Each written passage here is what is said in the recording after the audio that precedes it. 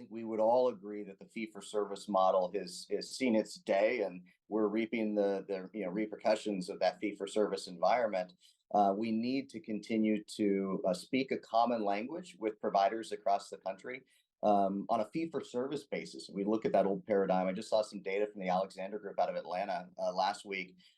Provider systems across the nation are expecting to request, hoping to receive at a minimum, 11% increase on their reimbursement rates for 2025. And that's on a raw basis. By the time that's realized by employers, we're talking 20+%. Some of the requests we're seeing in Oregon and Washington, hearing in the market, are 40 to 50% year over year requests. And so I think we could probably all agree that the fee for service model is not a sustainable one for us. And I would agree with you. I think my first year in healthcare, we were talking about value-based care, and this is the panacea. I don't know that we've gotten there yet, of course.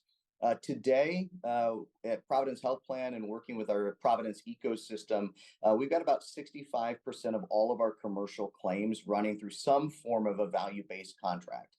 And that's progress. That's meaningful progress. On the consumer side, we're in the high 90s. Again, progress. What we're starting to see now, though, is I think providers coming to the table, really starting to get creative.